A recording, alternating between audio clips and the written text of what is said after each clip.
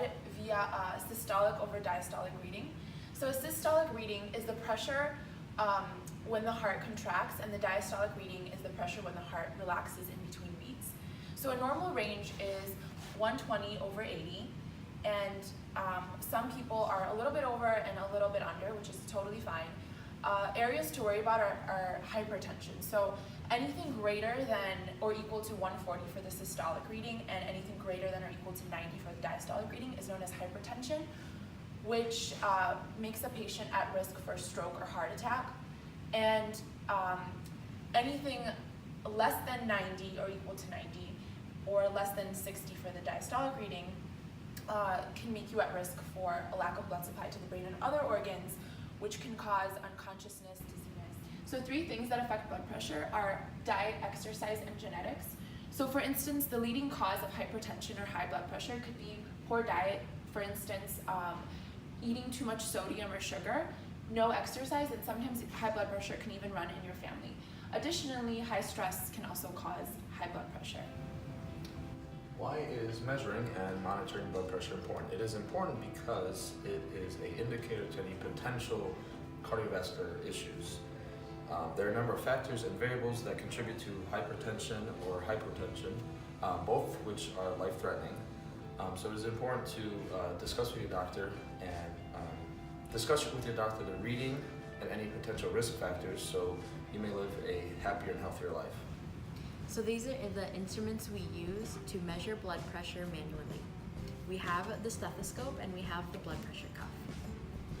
On the stethoscope, we have the earbuds that you place inside your ears, and you have to make sure that it's placed forward and not backwards, so it fits more comfortably. On the stethoscope, it also has a drum. Make sure it works properly by slightly tapping it while you place it in your ears, and if it's not working properly, you just twist it accordingly. And then we have the blood pressure cuff. It has a meter and a pump. The meter measures how much air enters the cuff, and then the pump is what allows air to enter the cuff when applied to the patient's arm. Once applied to the patient's arm, always remember to keep the dial that's connected to the pump always to the right. This will prevent air from leaving the cuff. So righty tighty. So let's measure our patient's blood pressure.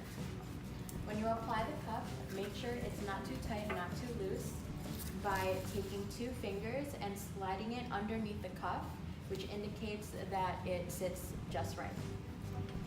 So once that's on, you may now put on your stethoscope and make sure the earbuds are faced forward and not backwards.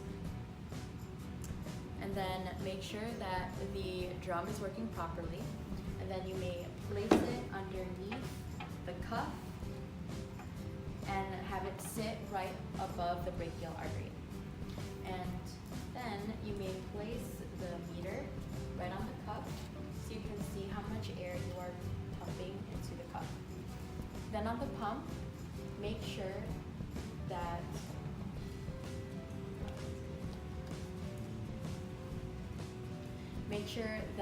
you twist the dial all the way to the right, preventing air from leaving the cuff. So righty tighty, lefty loosey. Then you may begin pumping all the way to 200. Once you get to 200, you may release slightly to the left, allowing air to leave. And then you have to listen very, very closely and listen for the first thump. Once you hear the first thump, that will be your systolic measurement.